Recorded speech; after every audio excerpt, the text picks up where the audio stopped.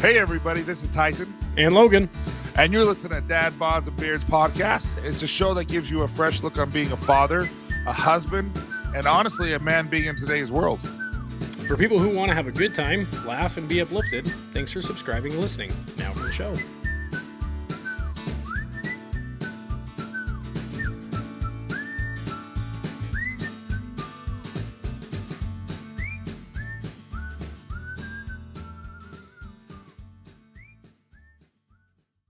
All right, everybody, welcome back to another episode of Dad, Bods, and Beards. Today we have a extremely special episode. We have a guest in studio today that is going to share a story that I feel like a lot of us can relate to in one way or another. Her name is Dani Bates, and I'm going to read a little quick intro for Dani. So Dani Bates was widowed in 2019 after her husband, Denny, had died by suicide.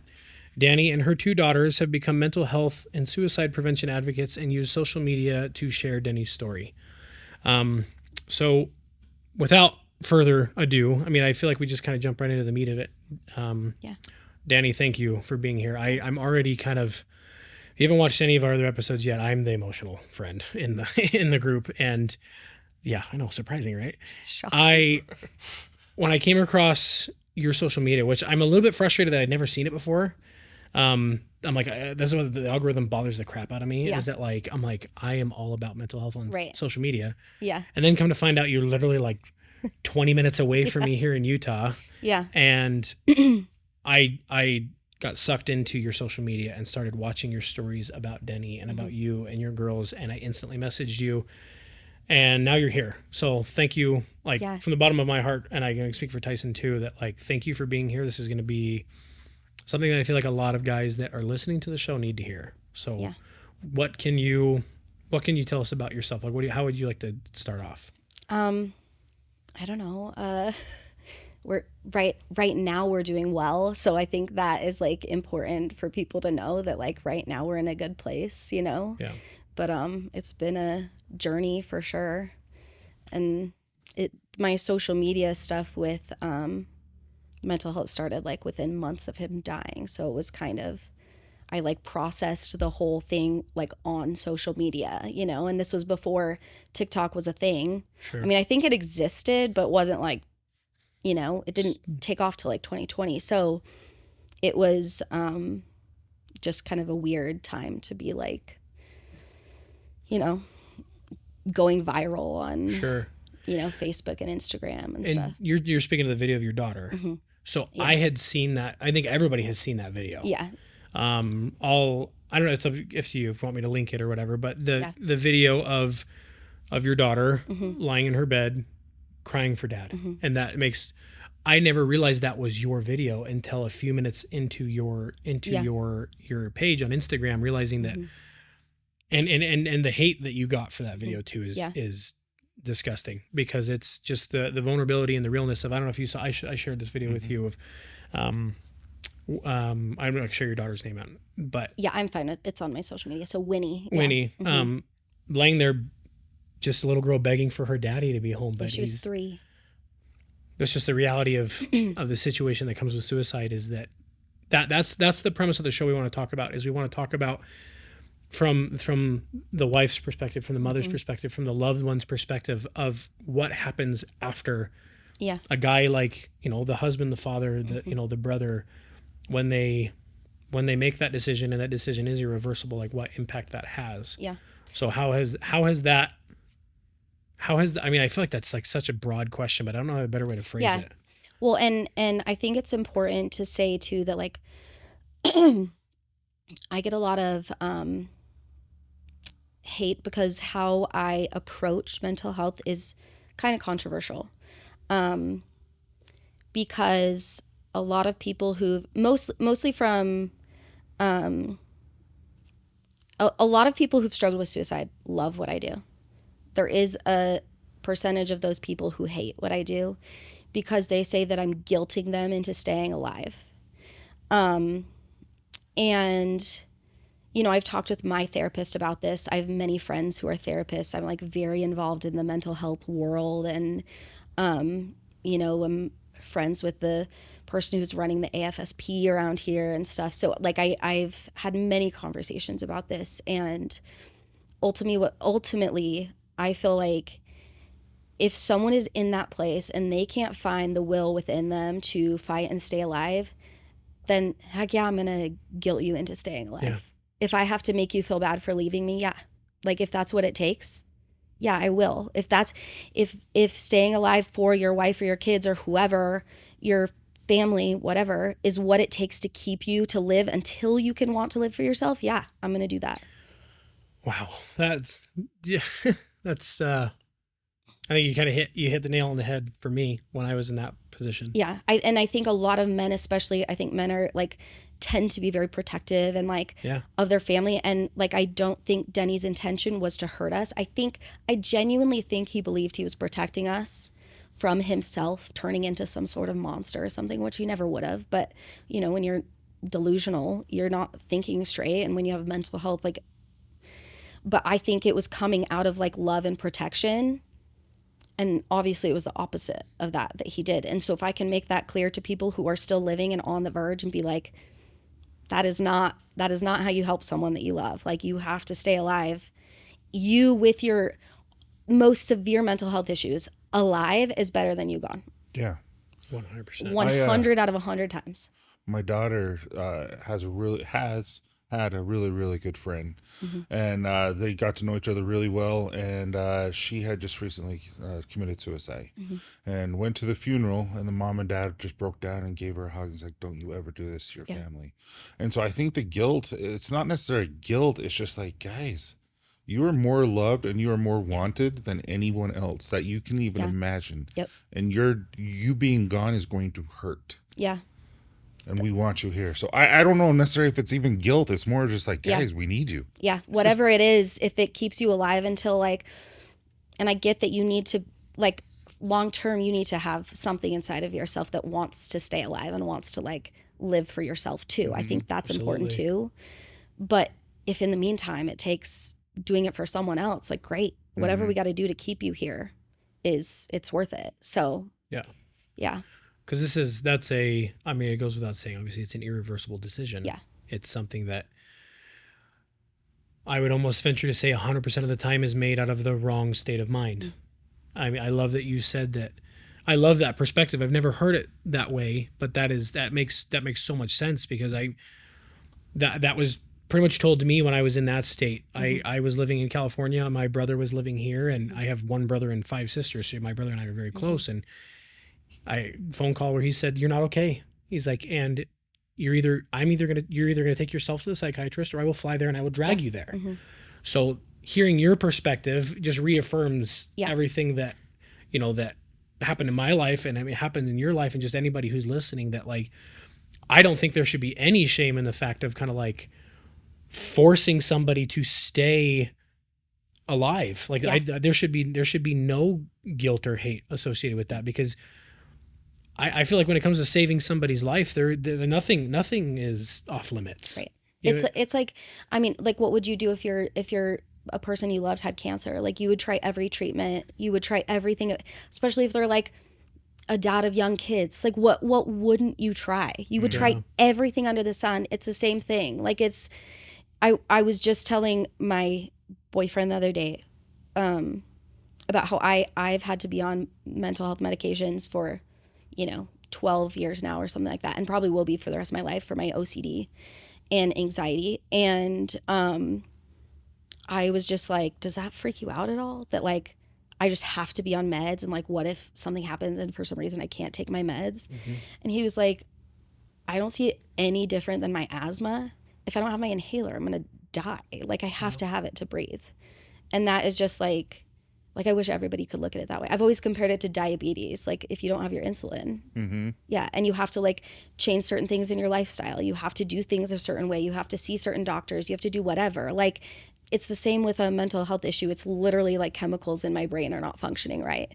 And so like, it's not just a mental illness, it's a physical illness too. So why wouldn't I just, like, what's the shame in going to therapy and getting some meds? Like, I love that. I mean, that's the whole premise of a lot of things that we do, is just breaking down the stigma. I mean, there is so much guilt, and I can't speak from the, you know, from the female's perspective, from a woman's perspective of, I feel, and correct me if I'm wrong, 100% correct me if I'm wrong, I feel like there is sometimes more support among women with women about mental health struggles. Yeah. And it's getting better with Yeah. men, but a lot of times, I mean, being raised, you know, in the 90s and the 80s and things like that, you're told like, suck it up as a guy. Yeah. Like, Get over and it. then when you get to the husband and the father stage, you got to be a rock. Yeah. You can't be the one to struggle, which we're trying to change that of like the moment that I finally sat down and like was just 100% vulnerable with my wife. That's when, you know, she was pregnant with our son at the time, realizing that like, you guys are my why. Yeah. And I don't say that in any way, shape, or form that it was different with Denny, but it's just that I wonder like what life would be if I hadn't had certain people in my life telling me that it was okay. Yeah. If I would have, you know, if Denny and I would have had that much more in common. Yeah. Well, and that's what I mean about like him being like, I think he thought like delusionally that he was like protecting us. Like, and I know it was out of love that he did it. It was the wrong decision, and it messed us up for life. Like, no matter how much repair work I do, no matter how much I protect my girls, the three of us will be impacted for the rest of our lives by this in a negative way. There's no undoing that damage. Like, it just changes things in you fundamentally, that no matter what I do will just be different in my life from now on. And so it was the wrong decision, but I think which is why I think people need to remember this when they're in that state, to be like, if they're like, I got to do this for a lot of times from people who are suicidal, I hear that they feel like they're a burden to their family. That word burden is used a lot. And they're like, it would be better for them if I'm gone. And absolutely not. Yeah. Like the worst mental illness is still better with you alive than gone. You're not a burden. Like, we're like, you have people who want to jump in and help you, and you have to be open about that, especially men, because men are so like, it's like they're told that they're like less masculine if they are not willing to talk about it, or if they are willing to talk about it, or if they have to take medication, or if they go to therapy. It's like, oh, you're not a manly man, like, which is so stupid, because it's just like, it's literally like a physiological thing to struggle with mental illness. Like, how does that make you less manly? So, but especially men need to open up, because there are people in your life who want to help you. I mean, I don't think we could have had a better person on the show to talk about this than you. I think you are literally hitting every bullet point without even me needing to ask about it. I think these are things that men need to hear. Yeah. Especially from, you know, from your perspective. Like, you're the other side of the coin. You're the other side of the relationship. I think when it happened, I was like, I would literally do anything to have him back, but I can't. There's nothing I can do about that now. It sucks that this affects me. It's not my fault that this happened, or my girl's fault, or anything, but it is like my choice now what to do with that. And if I could go back in time, if I knew that Denny was struggling, what would I say? What do I think would have stopped him, you know? And so that's kind of how I've gone forward with that, is like, what could I have done to have a different outcome? And I mean, we can't put that burden on wives, and, you know, like, I don't think that there was anything that I necessarily could have done, because I did everything that I could at the time with the knowledge that I had. However, that's the way that I'm like helping other people, is by like trying to be like, okay, what would have impacted him if he would have seen a video of someone's kid like Winnie? Like, it sucks that it has to be Winnie doing it, but if he would have seen something like that, I really think it would have made it, like, nothing would have made a bigger difference than that. Now looking back, were there any signs that you saw leading up to that, or what can we look for as individuals in our family? Yeah. So it's hard, because Denny was kind of like a weird situation. He wasn't like the norm. You know, I've done a lot of like studying on suicide, and like worked with the state on certain programs and stuff since, and he definitely didn't fit the typical but so we had like we found out that a family member was being abused, and it like triggered his memory of being abused, and he overnight just like switched into a different person. Within a week he was gone. Oh wow. Yeah. It was that quick. fast. Yeah. So, but like I found out afterwards, well, so he went missing for like a day and a half before we found him. And, I was calling like some of the people he loved the most and who I knew like he'd run to if he, you know, needed to go somewhere. And, all of them said that prior to us being married, he would sometimes just like when there would be like something big happened, he had something weird happen at his job, or his girlfriend dumped him or whatever, he would go like missing for a few days. He was an alcoholic, so he'd go and like break his sobriety, and like they'd find him in a park 3 days later or in Wendover or something. I had no idea about this until he was missing. So like I didn't put the pieces together like until then, and I'm like, well, this doesn't seem like that kind of a scenario. And they were like, he's done it a million times before. I'm like, yeah, but it's different because he has a wife and kids now. Like, and he's never done that in the 5 years we've been married, you know? So,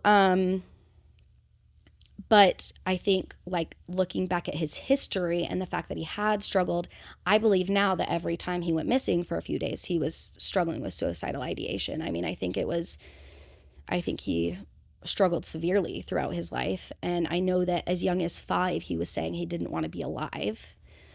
He was severely abused as a child, so they had him on medication at 5 years old, you know, like, yeah. So I knew that. I knew that when he was a child, he struggled, but I didn't know about his like teenage and young adult years. I didn't know that. So I wish I would have known that, because maybe that would have helped me like, put the pieces together a little bit, and knowing that like something that triggers trauma for him would cause him to go back to that place, you know?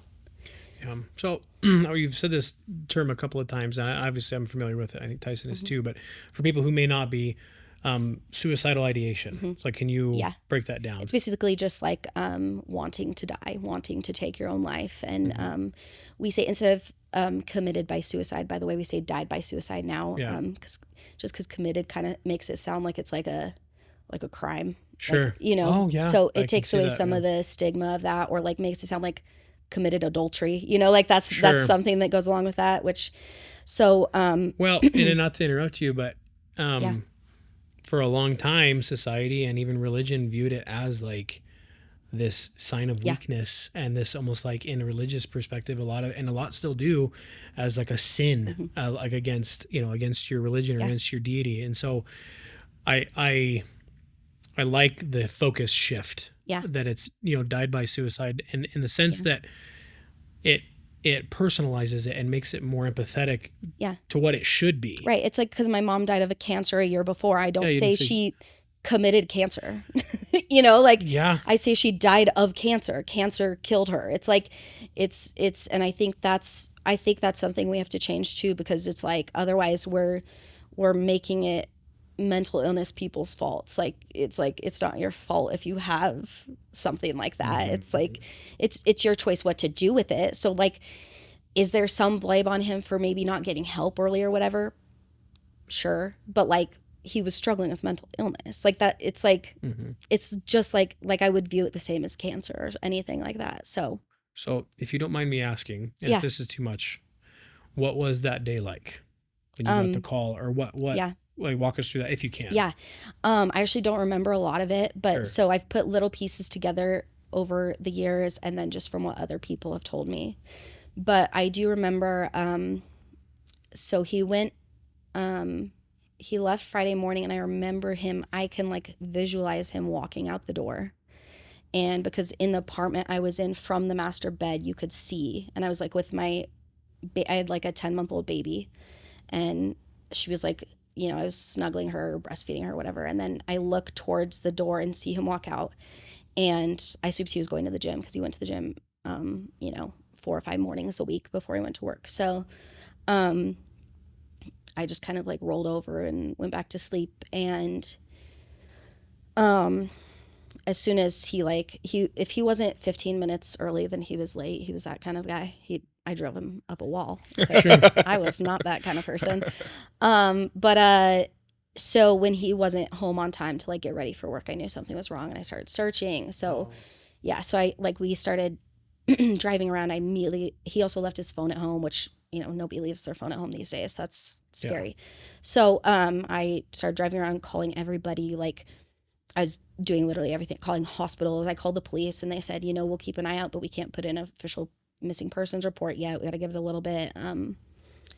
Anyways, we did everything we could. That whole night, Friday night to Saturday morning, of course, I didn't sleep. I was just pacing by the window because I was like, well, someone needs to be home if he comes home. Yeah. Like, if he comes home and nobody's here, that might be worse. It's driving you crazy to sit there. Yeah, and it's like, where am I going to... I searched all the places that I would assume he would be. He could be literally anywhere. So, and his brothers and his friends and everybody was out, like, checking all the places that they knew. And but I didn't sleep that night. The next morning, my aunt came over, my sister came over, and we just, like, ordered pizza. And I even made a joke about, like, well, you better not freaking be dead because I just bought expensive pizza. And, like, yeah, I'm not going to have money to pay for this pizza if he dies, and I have to pay for a family on my own now. How you cope with things and, like, yeah. Right. And I didn't assume he was going to die. Yeah, you say it jokingly because you're kind of like, there's no way that could be the reality anyway, so you make a joke almost to, like, lessen the blow subconsciously. Yes, exactly. And I think it helps you cope with it more. 100%.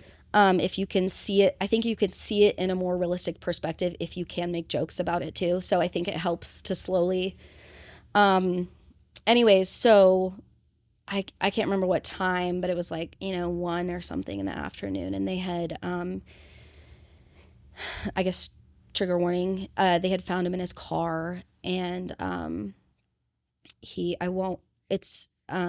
they've done, every study says that it's not helpful to talk about methods on like one-on-one is fine. Like, if someone's struggling, you should ask them, like, do you have a plan? Yeah. But on a wider... platform, I don't talk about it widely, but just because it, like, can trigger people who are suicidal and give them like visualizations and thoughts of what they want to do. So not her plan. Yeah, so I just want to say why I'm not, like, I'm open, I'm not, like, weird about it, but just so you know, but so they found him in his car. He was parked next to the Saratoga Springs police station. Up by the old Smiths. Oh, goodness. And the new, I think it's Vasa is there now. Yeah, he was back there. I think he parked by the police station on purpose so that some random person wouldn't find him. And it was like 2 miles up the road from where I was living at the time. And so they came to my door and they think he'd been gone for like 12 hours or so. And like, Winnie was 3 at the time, so she understood that Dad was missing. Like, she just was like, when is Daddy coming? Because he was the most involved dad. Like, he was, like, I've never met a better dad in my life, genuinely. I don't say that because he's dead and, like, you say nice things about dead people. He really was. Yeah. Well, you can see that if you watch your social media. Like, as I said, like, I connected so hard and I barely made it through your pinned videos. Yeah. Because it's just like, this is a dad that loves his girls. Obsessed. Yeah. Like, he was the sweetest. He was I could just, like, had visions of, like, I messaged you, I'm like, I feel like I know him because it's like, I know he did, like, the puppet shows. I know he probably played with Barbies. I know he probably did all of that stuff because it's like, you're that guy. I'm that guy because it's like when you just have this overwhelming love for your babies, you're like, as long as they're smiling and they're laughing. Literally, he would do anything to make them. Piper was a little baby at the time. She was 10 months when he died, and she took. I've told you before the show, she's like a Wednesday Addams kind of personality.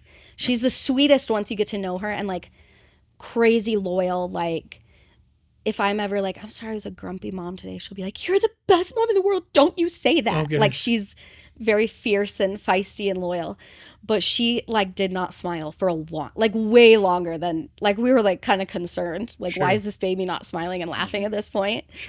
He would do literally everything in his power. She just kind of liked that. It was like his personal mission to get her. Yeah, because I think she just kind of, like, is stubborn like that. And it just took her a while. But he was, and then once he got her, so he was the only one that could make her laugh. And then once he did, it was like this is his thing. Yeah, he spent all of his time just making her giggle. but yeah, he wanted nothing more than to be a dad. Like when we were dating, he was like, I don't really want to get married, but I kind of need a wife to have kids. So I was like, well, great. Wait, honesty, right? He's like, you'll be a good mom. So let's, and I'm like, great, let's do it, you know? But yeah, so like when he obviously was very aware, like when he was missing for a full day, that's not something that she was going to go unnoticed. And, so the police knocked on the door. 2 of them did. This poor officer was his first death notification. Like, can you imagine it being like a young widow with little babies? And, they came in and they said, I like welcomed him in. I was like, oh, did you find him like wasted in a park? Yeah, you're like, thinking he's just not gonna yeah. I was like, what hospital is he in? Like, I'll go, let's get stuff together and go visit him. And they were like, no, he's gone. And, my aunt was there, who's a social worker. And so she's seen some stuff. And, she was like, it's crazy how quickly that like clicked in your head, because I didn't like go into denial. I just like knew.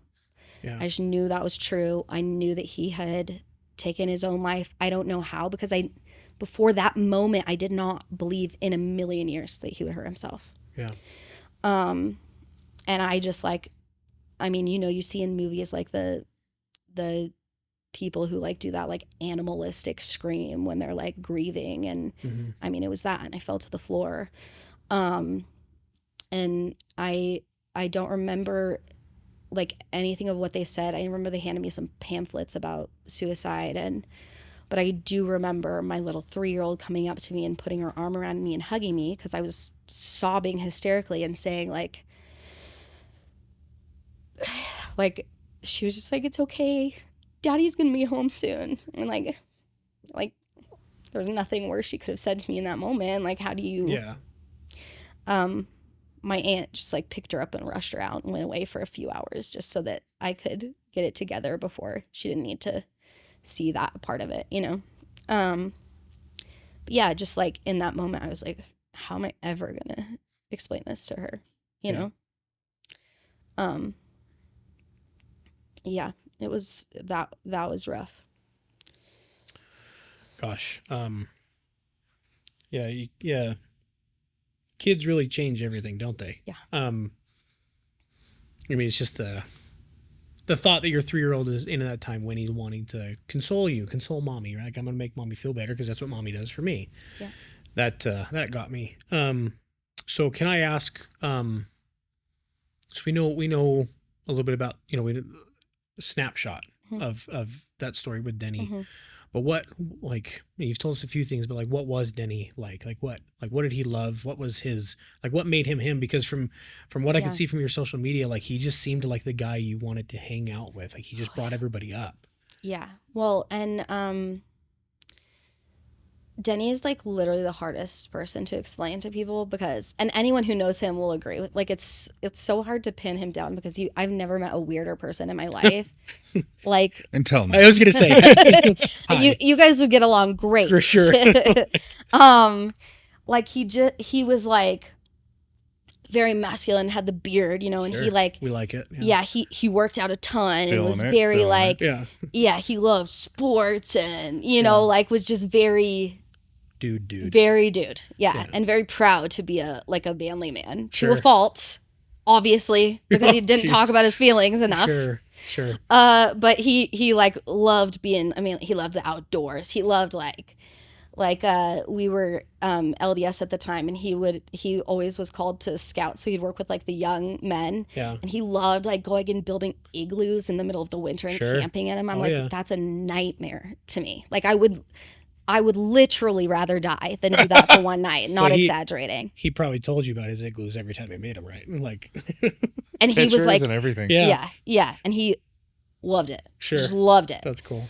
But he, just very, very masculine in all those ways. And like, it was hard to even get him to like get teary eyed. Like, there were very few things. Like, one was when he would talk about how mean he was to his younger brother, growing up, he would like, because he like just teased his brother a lot. Sure. That would make his eyes water every time. So like sometimes it'd be fun just to talk to him about it, to get him to show some emotion. Yeah, Sounds it's like like before you need him to be emotional for something, you just bring that up like to pre-game his Yeah, emotions. yeah, pre-game. That's exactly it. Get him a little buzzed on emotions Sure. before we go into it. Yeah. Hey, I need you to show some emotion here. Let's talk about your brother for a second. Let's pull out the 3 things that make your eyes watery. Sure. But as soon as we had kids too, it was funny because he did. I mean, he was like he would say 5'3 3/4. He wouldn't say 5'4. Oh yeah. He was a tiny dude, but like when he walked in the room, he didn't. That's how tall he was? Yeah. Well, he's a little guy. He is a little guy. Everybody's a little guy to you, and you're 6'3", buddy. Yeah. I mean, he was only like an inch taller than me. Like, wow. Because I'm little too, but he personality he was. that took up the whole room. Well, that's exactly what. When he walked in a room, you would have thought he was 6 feet from far away because he just was like this like burly guy too. Really you know what I condensed. mean? Yeah, and he had like really broad shoulders and stuff. Even for I was always Kinda confused like a by mirage, his like the yeah closer you got, the yeah smaller it got. yeah. But Yeah. then you're like, oh, he's yeah. So he sold minivans for like 10 years. That was his job. He worked as a car salesman and owned part of the dealership there and sold minivans. So he was like this single guy in his like at 30 who like was driving minivans around and selling minivans in Utah County, like just Made a killing. yeah he did great. He did great, and he loved it too. He just loved it. He was like this weirdo who sold minivans That's to awesome. like families in Utah County. And The Mormon assault vehicle. exactly. So funny. The store was literally called Minivans Only. Oh, really? Yeah. It was on 800 North here in Orem. It's That's just funny. yeah. I used to be so against minivans until we test drove one. We only have 2 kids. Yeah. And we bought an 8-seater minivan It's last the best year, thing and I'm ever. like, why? Because I'm a truck guy. I've got an F-350. Like Yeah. I'm a big truck guy. But I drove the minivan. I'm like, are we going somewhere? And I'm like, I'm taking the minivan. And my wife's Yeah. like, why? Like, all Don't right. take my car. I'm like, it's smooth. It's nice. Like, Yeah. I like Denny already. yeah. He was a minivan guy, and he was so funny. Like he did stand up comedy for a while. Oh, really? He paid his bill. I can say this now because he's dead, but he paid his bills playing underground poker in Salt Lake City for a year's time. Like he's resourceful. yeah, he's just like had a very full, very wild life, and then had kind of just like Kind of like I was with Thunder Down Under. Sure. sounds like there's some That's stories here. Holy cow! The dad bod version. Yeah, that's the OnlyFans version. Your wife's gonna kill you. Yeah, so but he went on Family Feud like with Did his he really? family. Yeah, and That's funny. like they won like $20,000 or something like Oh, that. wow. He was just kind of like a very like super intelligent, like very smart, very like he could have gone on Jeopardy and won for sure. Like he was that kind of person, but then also would throw like parties where everyone would dress in like booty length overalls and drink root beer and like play country music and like that love kind it. of party. That would be fun. Yeah, like just all over the place. Just such a weird, like the biggest Star Trek fan you've ever met in your life. He Like was unapologetically himself. It yes, seemed like. yes, and I love that about him. And he knew what he was good at, and he knew what he was bad at, and he was proud of the things he was good at, and had no shame in saying what he wasn't good at. Like just a very unique, cool person who just like I've never met Loved anyone. life. Yeah, he did, and he made the most of it and lived a very full life in his 35 years. You know. Yeah.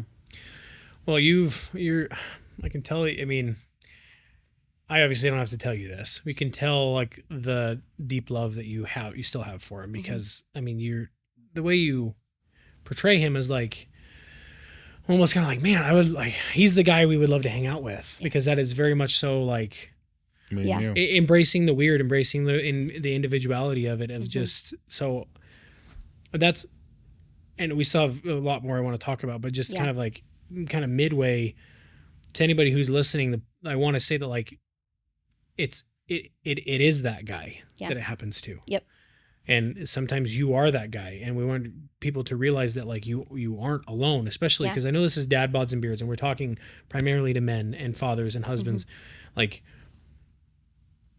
the relation that I know I'm feeling right now to Denny right now is astronomical. So I know that there's a lot of guys that are listening right now too. And like,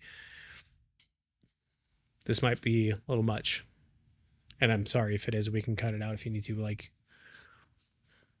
don't let it be your wife sitting here next, talking to us or talking to anybody. Like, cause my heart breaks for you because I see so much of my wife in this exact scenario, because I thought I was doing her a favor by disappearing when I did. And thank you for saying this, because it's like reaffirming. It's 7-8 years later for me. It's just reaffirming it that much more. So if I can, and following up with that, can I ask, now that your daughters are getting older, well, how have you had to explain, or like, how has this affected them? Like, what can you share with us there? Yeah.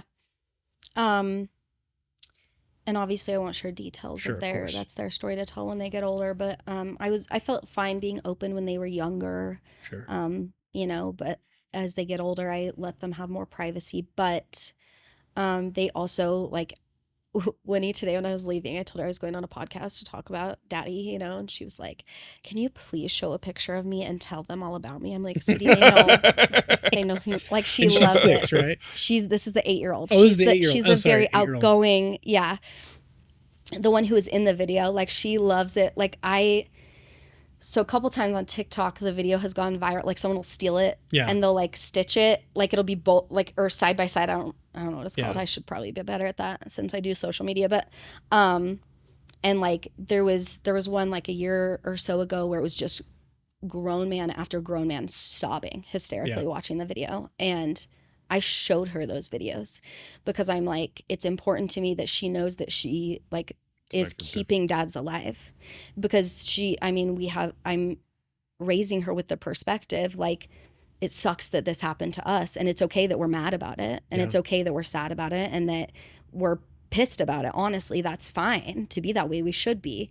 But also, like, we get to choose where we go from here. And if we can keep one dad alive for somebody, that's all we can, like, make the best out of the worst situation, you know? Wow. But so anyways, when he first died, I said, my aunt took her away for a couple of days and brought her back once I had some time to process. And I talked to a couple of my friends who had lost a parent to suicide, or who had just had a parent die, or who were raised by single parents. And I was just like, how do I do this? You know, like, what would have helped you in that moment? And she came back, and I used the word suicide for a 3-year-old. I said, like, your dad died of something called suicide. And I said his brain got sick, and he couldn't be here anymore. And she said, oh, I wish I remember the exact words. I know I have it written down somewhere, but she said something about, like, his heart broke. And I was like, that's exactly what it is. Yeah. Gosh. A 3-year-old pinpointing that, like, just and I mean, she was very connected to him too, so they were, you know, the best of friends. So I think she understood him in a way, but she understood that from the beginning. Like, she was like, it wasn't anyone's fault. His heart just broke, and he died, and his brain was sick. And so she's 8 now, and maybe like a year ago she started to realize what suicide means. And I've always been open with her, but I haven't been, like, explicit in the details. And so I've said, you know, like, some people would say that Daddy chose to do it. I don't believe he chose. I think if his brain was working the right way and he had the right medication, went to therapy, then I don't think he would have made this decision. So I think his brain was broken. But I do think some people think that he chose it. Like, I'm trying to explain these things to her so that it's not, I don't ever want it to be a surprise, a shock. I don't ever want her to feel like I've kept anything from her. So I'm as honest as I can be, while being, like, developmentally appropriate, you know, guided by a therapist. Absolutely. And but it was probably like a year ago when she started to understand what that meant. And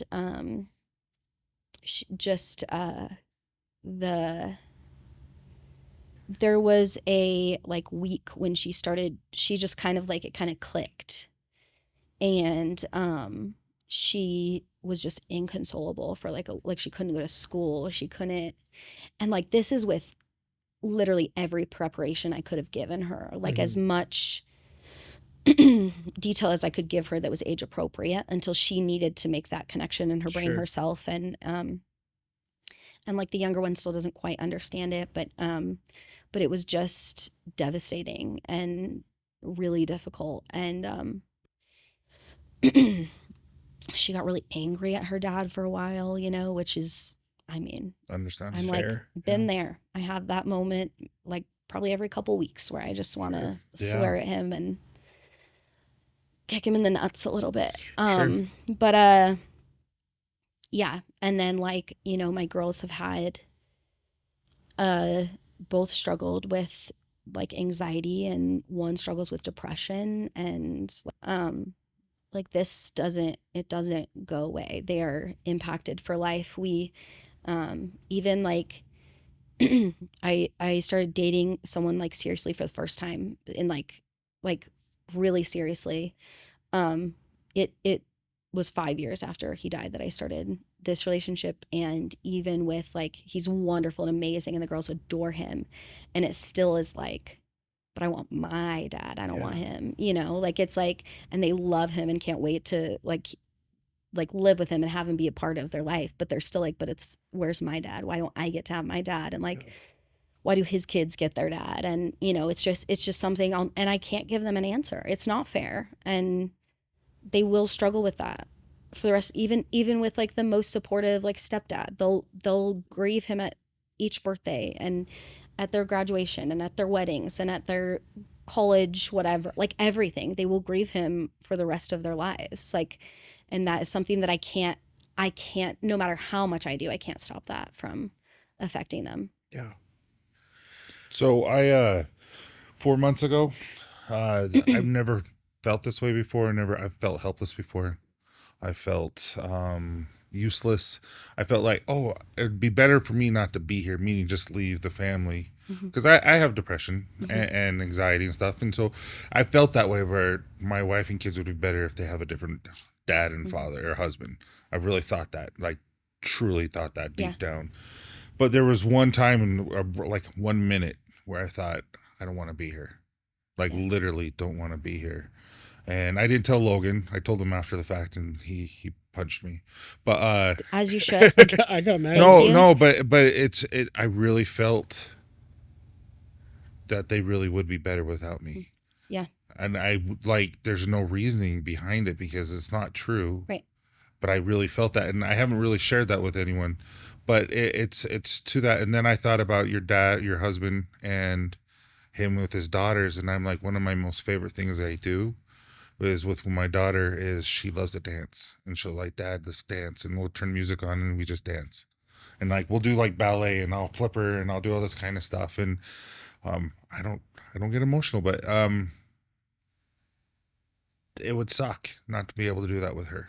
Yeah. And it would suck that she wouldn't have that experience and have those core memories of her dad just loving her and being with her.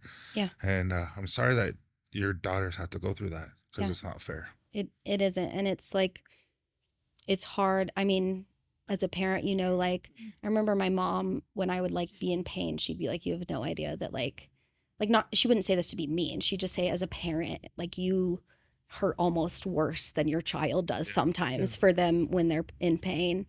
'Cause you feel all of their pain, you know, and then you just need to fix it for them. And there is nothing worse. Like I've grieved Dani. Hopefully you can obviously see the love I will always have for him. Oh, absolutely. And like how important of a part of my life he was, and how I would have done anything to keep him here. But the hardest part for sure is watching my children grow up without their dad, without question. And every time they struggle, and which, you know, often is on a daily basis, that they'll mention him. I mean, we talk about him every day still, 5 years later, 5.5 years later now. But like nothing is more painful as a mother than watching your children suffer through that, and knowing that there's just literally nothing I can do to fix that, because I can be the best mom in the world, and it's not going to fix that they don't have their dad there. Wow. I thank you for sharing all this, and I still have a couple of questions for you. But the perspective that you're giving, not only just us, but just everybody listening, is so priceless. Because you sharing that story, like I said, jokingly, I did get mad at you. I'm like, you better you better call me before you do that, because I'm going to beat you to it if you're not telling me. But just seeing myself in Denny, seeing parts of you in Denny, and seeing, parts of my wife in your story. And like, that's, you hit it on the head so many times of like, your brain is sick. And we have a good friend that has a charity that is centered around helping veterans and first responders that have PTSD. And his slogan, what he says to everybody, is that it's not weak to speak, because unfortunately for men, it has been told our entire lives, and we talked about this already, that it is weak to speak. Yeah. But some of the strongest men that I know are the ones that finally break down and say, like, I can't do this right now. And this is in no way, any way, shape, or form like a slam to Denny, because he was doing what he thought he needed to do for his family and that's what it is. Your brain is sick. Right. Like I remember those thoughts so vividly that like I had plans of, if I driving home, I know that if I take this spot too fast, it'll look like an accident. I know, I had these thoughts of if I just, not even necessarily, dying by suicide, of just like, if I just disappear, they'll be better off without me because I'm such a burden. I tax them so much. But then you're just reaffirming so much to me right now that like, I am unbelievably grateful that the people in my life stopped me. Yeah. And that is in no way, shape, or anything negative towards you. Because, I mean, yeah. And I mean, like I've said, like so this is how I feel. I feel like you're sick, and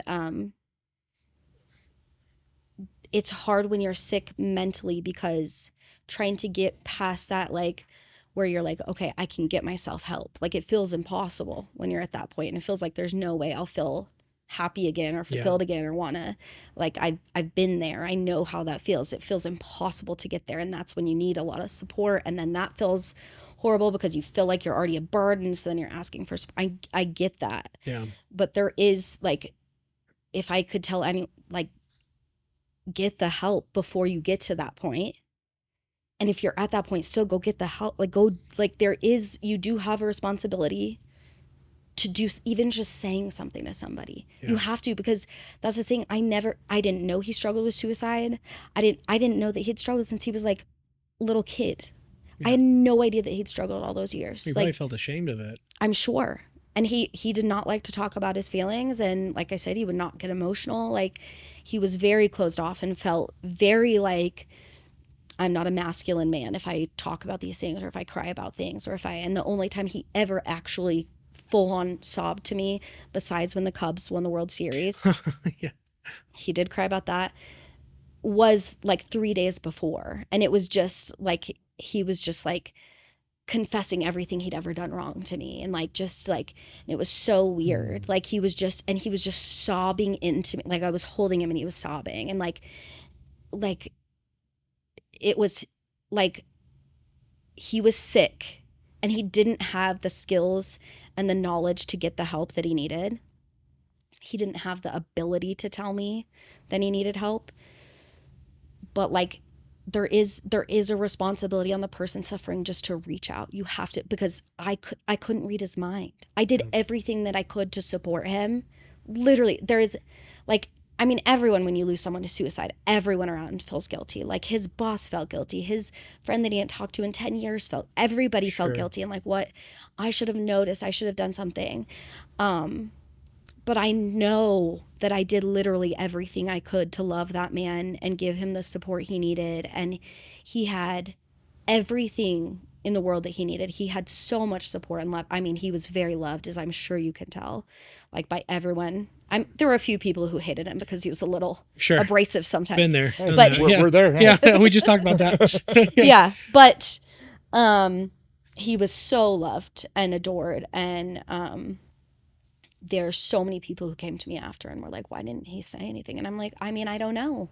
Because out of literally done anything for that man, like anything to keep him alive. And I needed him, and I still need him. And yeah.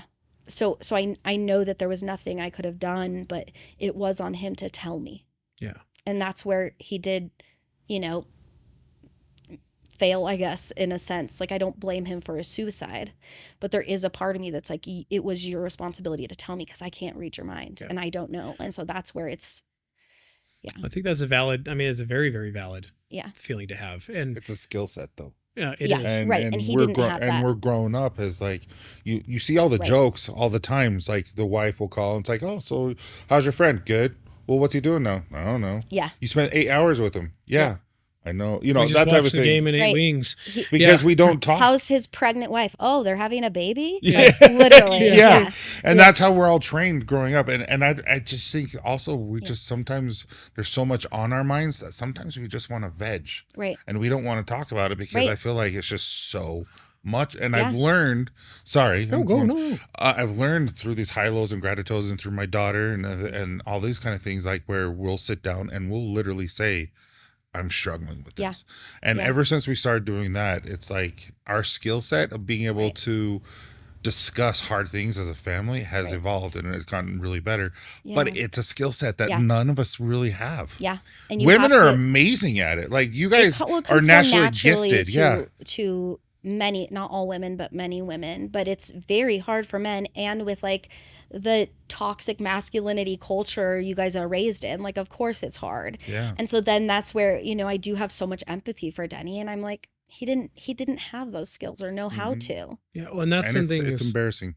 it is. Yeah. And I think too, Right. that's I think what we attempt to do with Dad Bods and Beards. I mean, you know, it's kind of like a fun name, but it's to give guys permission to talk. Yeah.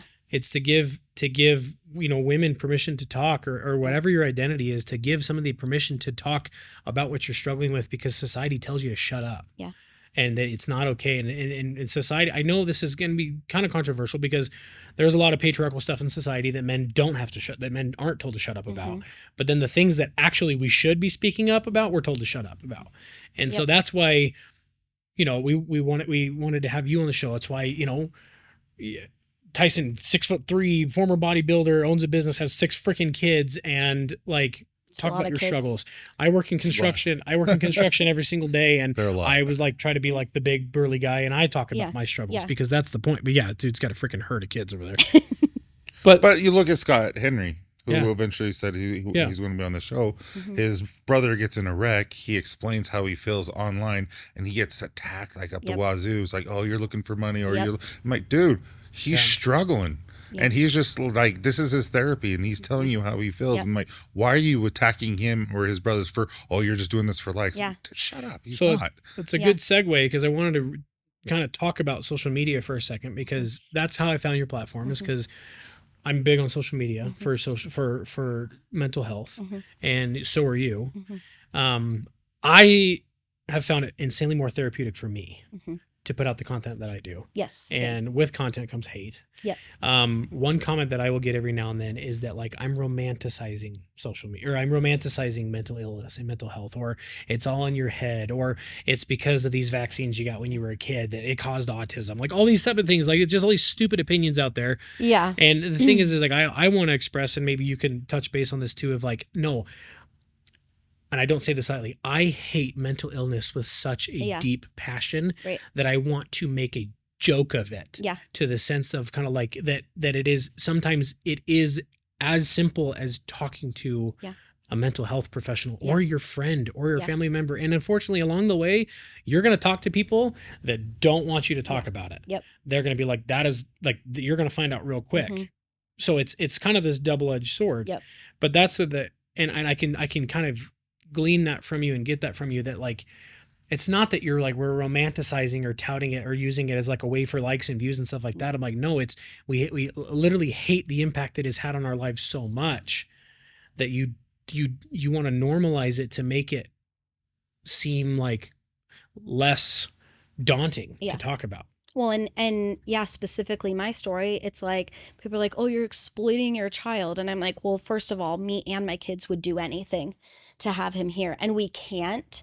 So we're going to help your dad stay here. We're going to help your husband stay here because we can't do anything for Dani at this point. It's so like, we're going to do what we can. But I get all the hate and all the, I mean, the thing is like Dani was, I told you he always wanted to be a dad more than anything.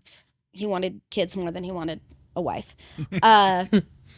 He had his 2 girls that he adored. He had just become CFO of a group of dealerships, like his dream job. He had like pay increase and everything. Like he was doing well in his career. He was doing well with his family. We had a really good marriage. 2 weeks before, I was like grieving my mom for the months before this because she had died 15 months before him. And I had a baby. I was 16 weeks pregnant and just found out that she was a girl when my mom died, 2 days later. So, you know, I had really bad postpartum depression after having her, and I was working through this, and I had just started to come out of it. And I said to my therapist 2 weeks before he died, the only thing I'm not worried about is my marriage. Like, we're good. He had a good marriage. He was a great dad. We had everything going for us. He had support and love. He had good relationships with his family members. He had so many friends. He would do things regularly with his friends. Like he and this job he'd always wanted. He had everything going for him. And he still, it's like, so when people post on my videos that like, oh, you had an affair and that's why, or like you were trying to keep the kids from him, or like they'll just come up with the craziest excuses to try and explain away because they don't understand how someone who has everything going for them could possibly, and who is so full of like energy and joy and like is so fun and cool and interesting. It's like when Twitch died, like when everybody was like, what? Yeah. Dani was just such a big personality like that, and people can't comprehend. And so they're like, whatever excuse I have to, it must have been her. She must have done something wrong. And it's like, no, that's not how mental illness works. It can affect the most. Plays games on you. Right. And it can do it to the most happy, like whatever, even people who are he was doing well. He was in the best place mentally that he'd ever been in his entire life up to that point. But he hadn't healed these past wounds. And so when he was triggered, it threw him right back into that spot that he'd been in before. And it can happen to any of us at any time. And like, we can think we're better than that and more resilient than that. No, I'm tougher, and that's why I don't have mental illness. No, it can happen to you too. Yeah, the blame game has to stop, because people, that's the crazy thing to me, is that some people will find this crazy excuse of why someone would do that, other than it's like you said it, like your brain was sick. Yeah. Like that was told to me when I was battling with all that toxic masculinity of finally accepting that there was something wrong with me, realizing that it's somebody, my brother of all people, like, you know, one of the manliest men that taught me, and my older brother, he told me, he's like, Logan, it's okay for your brain to be sick. Yeah. Like he's like, just like with your body. So he said a lot of the same things. Like the inhaler, like, I never heard that analogy before too. If you have asthma, like you gotta have it. And so like, with a mental illness, it's the same thing. You got to have the meds. You got to have the therapy, whatever it is that helps your mental illness specifically. Well, it's you got to do it. Crazy for me is I was low in testosterone, and I'm in therapy, and I need to take, like, the therapist is like, TYSON, you are okay. Like, you should not be feeling this way. You physically need to start taking medicine. He's like, there's no reason for you to feel this way. There's nothing. And so he's like, go take a blood test, and I'll tell you what drugs are going to work for your body. Yep. So I took that, and as soon as I started taking it, about a month later, I'm like, this is what it's supposed to feel like? Yeah. This is normal. And this is just recently. Like, it's just like, people feel like this normally? Like, it was so weird. Like, I felt so normal. Like, not normal, but I felt so stress-free that I was getting stress. Yeah. Because I'm like, this is not my normal state of being. Yeah. Yeah. It's like my body was fighting. Where's my like, stress? Give it back. Yeah. No. And it was so weird. And now I have a little bit of stresses here or there, but I can live with it. You can manage it better. But it's just like, I had asked for help. Like, it got to the point. My wife is a rock star. She's like, TYSON, like, because of what I've gone through the past 6 years with my family members, it's been us working as a unit, as a family, communicating, allowed me to have the skill set to say, hey, Candace, I'm having this problem. Yeah. And she was just like, give me the huge hug and said, okay, let's figure this out. And we did. and Yeah. we still are working on it. All of us are working Yeah. together as a family, Mm-hmm. because all of us are going through something. When I think like having that skill set, it's like I would just encourage men to go, like, whether you're struggling or not, go figure out how to get that skill set. Go to therapy, even if you don't think everybody needs therapy. I don't care who you are. It's freaking embarrassing. It's hard at times. Yeah. Like I remember, Yeah. I'm not trying to make this about me because this is about you and your husband. It's okay to share personal stories. But I remember him saying right at the very beginning, it's like, look in the mirror for a minute long and just stare at yourself. And I'm like, It's hard.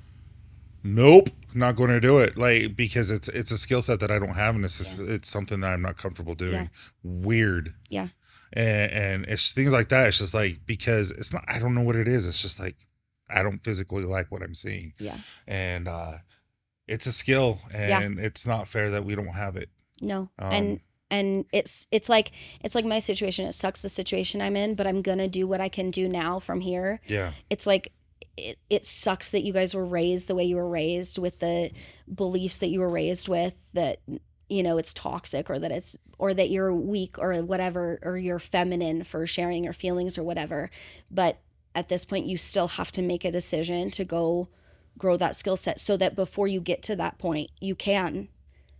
I actually had I've been super emotional the last couple of days. I had a friend reach out to me the other night, in the middle of the night, was like, and FaceTimed me like 3 times. And it's someone I haven't talked to in like a year. And he just fell apart and was telling me that he was like struggling. And like, I'm just like, thank goodness he felt like he could say something, even like, and I know people feel weird saying something to me too, because I've been through stuff, but like, I don't care who it's to.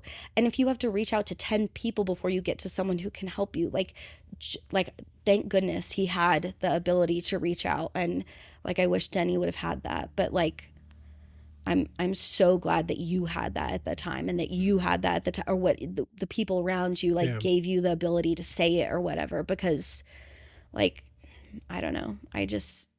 No, and my kids are growing up being able to learn that skill set, because that's what we do every day at dinner. Yeah. We sit as a family, and everyone goes around as we're eating. And my boys had a hard time at first. Sometimes my boys are like, my high is I got to go to school. My lows, I had to go to school, and I'm grateful for school. I'm like, no, let's be real.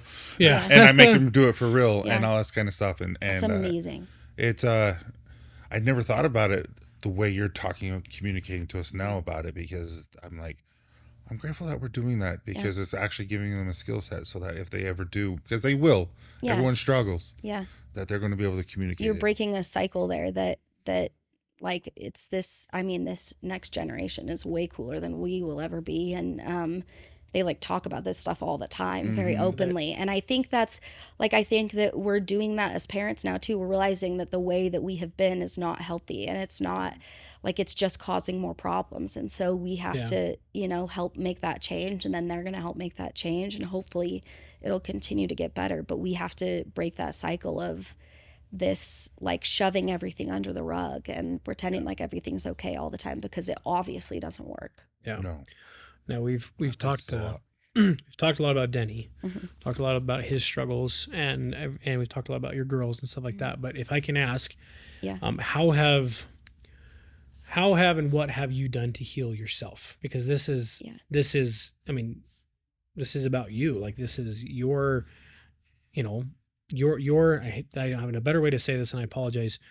You were left to live this life as a single mother, and I like to see that you've found love. You're kind of moving forward. Yeah. So what in the last, since 2019 to now, the last 5 years, what have you done? And you don't have to share these things to no, I'm happy to heal yourself. Like what? Yeah. A lot of it, I think, was like I couldn't do a lot at first, because I was dealing with the immediate fallout of everything. And I mean, I was already going to therapy often because I was working through my mom's death. So thank goodness for that, because I just was able to keep going, and I just added more appointments. I raised my medication. I like preemptively, I was like, do whatever you got to do, doctor person, because I'm going to need it,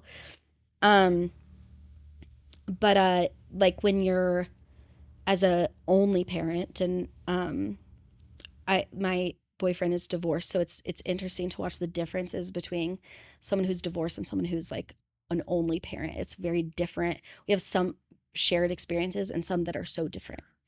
But like I'm the only one to deal with all of the emotions, with all of, and they were 10 months and 3, like they were babies. And so now I'm having to figure out like how to raise them the rest of their lives on my own. And like there will never be anyone else in there, whether I like marry someone or not or whatever, even if someone adopts them, it will never be the same as like a parent who raised them from birth. I'm the only person who will ever love them that way in the rest of their lives because Denny's not here.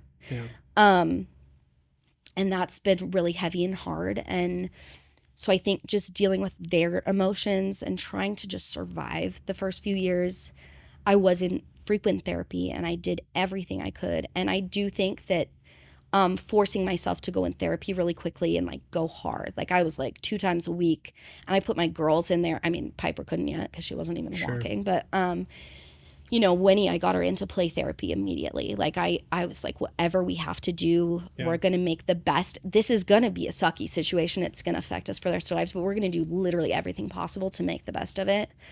And I feel lucky that I was in a place that I could do that because I know most people after that happens. And I attribute that to like losing my mom right before and going through the grief process and learning how to function through that. Like, and how to, like, I had a baby that I had to take care of right after. And, like, although it would be great to have my mom here, I'm like, that experience prepared me for what I was going to deal with. And, yeah, but just trying to figure out how to deal with them immediately and figure out how I'm going to do this. And like, I mean, I was a stay-at-home mom, so I'm like, how am I going to even pay the bills? Like, I didn't even think about that. Yeah, and like he had Crohn's disease, so he couldn't get life insurance. The policies we'd get, like the quotes we would get, were just so outrageous that it wasn't even worth it. So, you know, I've had to figure out how to live the last couple years with like jobs here and there, and also I couldn't afford to put my kids in daycare. Like I couldn't on my own. So like I had to stay at home with them, but then I'm not making any money. So, but if I went and got a job, it would take all of my money to pay for daycare. So, it's been an impossible situation. I've been in survival mode the last 5.5 years. And I honestly don't know if I will ever be able to, escape that mentality. And I think like being in like a healthy relationship now has been so healing for me in a lot of ways because it has helped me to like heal a lot of things that I just couldn't heal on my own. But I still live in survival mode, and I think I will for until maybe my kids are grown adults. And then even then it's going to be like, I just don't think I'll ever be the same person I was, not just because of impact, but I think I'll be like struggle, you know, in some ways forever. And I think that's okay that I will. Like, I think that's just kind of what happens when you go through this. But like, obviously my mental health has been up and down, but I've been really lucky to be relatively stable the last 5 years. But that's again because I had the ability to go to therapy constantly. I had the ability to get on medication. I've had like, and I don't have a lot of family support, but I do have like I have some family support who's wonderful and amazing, but mostly it's been like friends who stepped in and like become family to me, you know. My boyfriend's family has basically already adopted us. My kids were calling his mom grandma within like a month of us. Like they're just amazing. So that also has been very healing to me to have like a family to be with. But yeah, I don't know. I hate to sound like I don't feel like I'm a negative person. I think I'm pretty optimistic for what I've been through, but like I think I'm a realist, and I'm like, you know, it sucks, and it will impact, like it still impacts my relationship right now. It impacts how I deal with my children. It impacts like there are certain things that like when my kids struggle with something at school, I go so hard for them. I turn into like almost psycho in how protective I am of them because I'm like, I'm all they've got. Yeah. I'm their only advocate. I have to go way harder than I should have to go because I'm all they have. Like, there's just things like that just will I'll just have to be with for the rest of my life in order to survive. How, and I do feel like I'm in a really good place mentally, and I'm in a amazing relationship that has brought like a lot of joy to me. And like my kids are in a good place mentally, and they're getting all the support and love that they need, but it's always hard. Yeah. It's always going to be hard. And how can it not be? Right. And that's with us doing like everything possible to get to a good place. We're still going to struggle and have a hard time. And I think that's kind of what I like to still show is like, I want to show people that like you are resilient and you can get through something that you feel like isn't. I mean, before he died, would have been like, never in my life will I survive this. We will all just die. Like I'll take myself out at that point is what I felt like would happen and I felt like that after he died too. I struggled with wanting to live, and like, and it was like, I cannot physically do this. Like, there is no way that I can do this, but I want people to see that you can survive through what feels like it's impossible to survive through. But I also want people to know when they're struggling that it will impact us for the rest of our lives. And there is damage that will never be repaired, even though we are doing literally, I have all the knowledge that I could have on suicide and mental health and everything like that someone who's not a, professional could have. And we're still going to struggle the rest of our lives. And I think that that's important to know as someone who, like, for someone who's struggling, that like it's not just the immediate. Like, I think Dani assumed like they'll struggle for a couple months and then she'll get remarried and they'll live happily ever after. Yeah. But that's not how it works, Well, because you value yourself so little that you can't imagine the fact that somebody else can value you more than you value yourself. Right. So you fantasize and romanticize the thought that it's very easy for someone to replace me because you think that way about yourself. So like I've got one last question for you before we wrap up. But before that, I wanted to say that there's two observations I had. First and foremost, just your grasp on reality is it's inspiring to me because there's a lot of disassociation that happens with this experience. And this, I mean, having been there myself and then obviously witnessing the PTSD that my wife has gone through. Yeah. And we've talked about having a dad, bods, and beards like the wives speak, but both of our wives are like, absolutely not. Actually, Candace said she would. Oh, really? You gotta get your wife. You gotta get her to work on Chelsea then. Maybe I'll meet Chelsea and Candace. Oh, we can have you and Chelsea and Candace and do a show, and we'll go just we'll go to McDonald's. That would be. But I would love to do that. She doesn't like your family. Yeah, I'm just teasing him. We joked about that because, anyways. But the other thing is, I think we talk all the time about guys that we beat ourselves up a lot. Guys tend to beat ourselves up a lot, and it's a two-part kind of with your grasp on reality. But the fact that you've said so many times, and I can feel it from you, and I think that this is something that needs to be highlighted, that you've said, I've done and did everything I can do, because there's so many people out there that will say like, oh, there's more that I can do. Or there's so many people out there that will be the first people to tell you that you didn't do enough.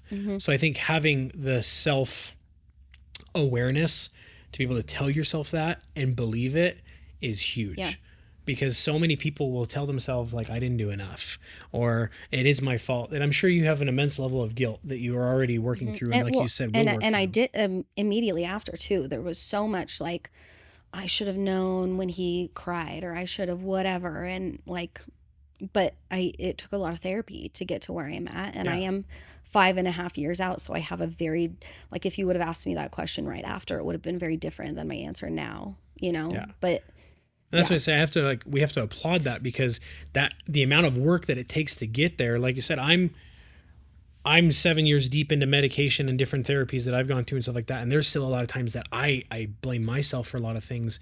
And I know there's times that my wife has blamed herself for things that have no business blaming ourselves for. Right. So I say I have to like kind of like applaud you and boost you up for that. I think that is so insanely healthy to be at a point where you can say that, and I can feel that from you, that that you actually believe it, and that's an example that a lot of people should be like looking towards, of kind of like, this life isn't just about like just getting through it. Like, it is about working towards healing, and whether healing takes 5 minutes or it takes 50 years, or it's a constant journey of just, I'm at this point right now, and being honest, the fact that you're being honest and saying that I don't know where I'm going to be at this point, but right now it's still a struggle. And that vulnerability and that honesty is what human connection is all about, because we're told by everybody who pulls all the freaking strings what to do all the time.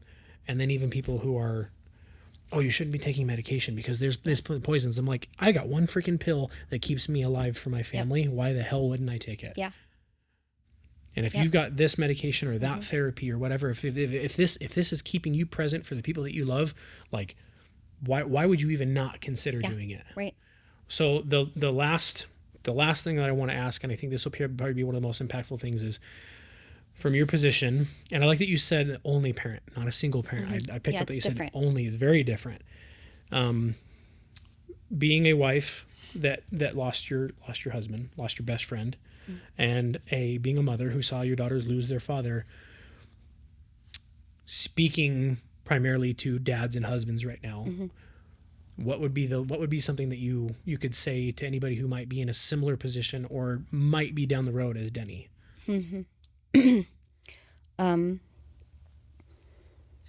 I said before, like, I have a friend who's struggling with it right now, and who I've been like sending Marco Polos to, and so it's like a hard question to answer because everyone is so different, and what they need to hear and what they need to do is so different. But like, what just comes up when I'm in this situation, when someone asks me what to say, or when I do have to like tell one of my friends, like this person that I've been talking to is a dad of 2 kids, and just that I think understanding that like the damage that will be done is irreparable, like, no matter how much we do. And like I was saying, like, I feel joy, and most of my days are like happy days now, and it's taken a lot of work to get there, but like there's still so much damage that will just last the rest of my life. And I wish that I could just like shake the men and just be like, you have no idea, like the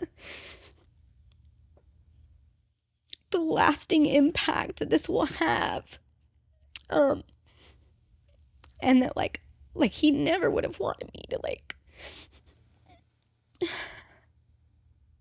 go through the things that I've had to go through the last 5 years, you know? But especially the girls, he would have never wanted that. And I wish I could just like every time a man is struggling with that, just like shake him and be like, you idiot, like like you have no idea the impact this will leave on your wife, on your kids, but like the ripple effect of like, this will affect my kids' kids. Like, this will be something that impacts like for generations, and like just, but also like the people who would come up to me after Dani died and who were like, I cannot tell you the number of people who have come to me in the last 5 years and said that they were suicidal because of Dani dying. That him, who were people that he like didn't even have a close relationship with, like someone who lived in an apartment near us, who we said hi to 10 or 11 times, or who were in our congregation at church or whatever. Like I cannot tell you the number of people who've said that they've struggled because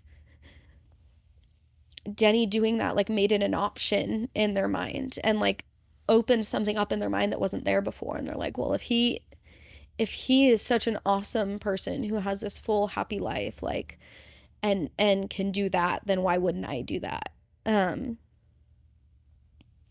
But just, I think just the impact, I wish I could just literally shake every dude and just be like, you have no idea.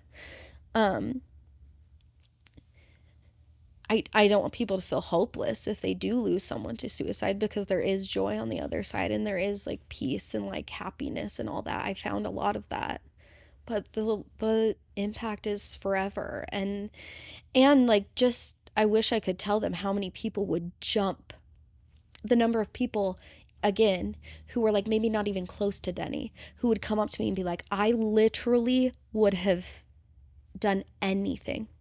I would have jumped into a street for that man. Like, I would have done anything. Like, people would tell me, like, of him, like, just, like, he was a very, like, quiet helper. Like, he liked to help people, but didn't like people to know that he helped people. And so I had people who would be like, he talked me through some really hard things. Like, one of our neighbors was going through a divorce, and I had no idea that he even had, like, a friendship with this woman, but they would just meet in the stairwell, like, as he was walking home from work, and occasionally she'd bring something up, and he, like, got her through some really hard times. Oh. Or, like, someone he helped move a couch for, and they were like, he was just so nice and had such an impact on me, and then learning he died just destroyed me after, like, he just did something nice for me. Like, and he would have never even thought twice about that. Never. Like, just, there are so many people who would have, if he would have just said, hey, I need some help. That's all it would take for, like, literally hundreds of people would have jumped into action to help him. And I know that it feels impossible, and it feels hopeless, and it feels like you're a burden, but the burden you will leave us with is so much greater than us dealing with your mental illness right now. It's so much greater, and it's not worth it, and it's not benefiting us. It's not helping us. You're not helping us by taking that burden away. That's not improving our lives in any way. There are so many people who love you that you have no idea, and who want to help you that you have no idea. And I wish you would have known that. Well, That's great insight. well, I feel like we could probably sit here forever and talk with you, because there's so many just, like, good and hard questions to ask and get your perspective on me. I mean, I'm sitting here thinking, like, we're going to have you on again. I would love to. But thank you for everything, like the vulnerability, the honesty. I feel like is going to do so much good for so many. I hope so. For so many men out here to have it's healing when, like, I still get messages all the time when people do figure out, like, that video was my Winnie. Like, I'll get random messages constantly, at least once a week still, where people are just like, that literally saved my life. And I can't tell, even though I don't respond to every single message, because sometimes it's too heavy too. Yeah. But, like, every single one of those, like, heals us a little bit, because it makes it feel like less of a, like a worthless loss, you know, like, just something so unnecessary and painful for no reason. It feels like there at least something is coming from that, you know? Yeah. And with your permission, I almost would feel like that would be an impactful video to share on our platform. We can talk about that. Yeah, absolutely.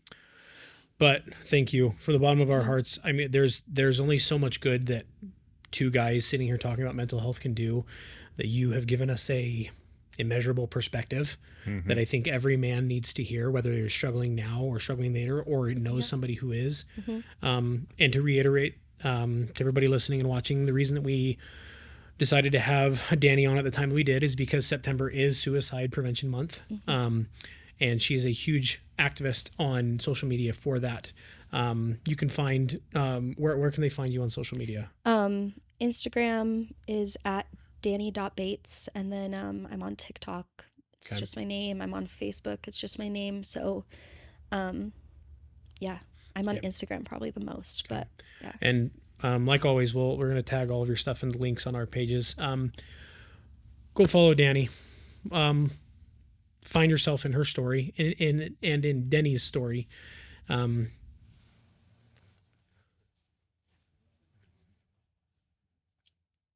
I can't put into words the value that every single one of us have on this earth.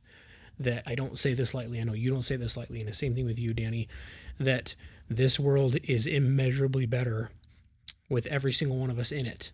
And that if you or anybody you know is struggling with feelings or thoughts, or idolizing the thought of leaving this world, please reach out to not only us or anybody. It might take a couple of people, but I promise the more that you ask and the more that you reach out, you will find somebody who is your reason to stay. So you are loved, you are important. And as always, thank you guys for listening to what we have to say, and take some time to find your why.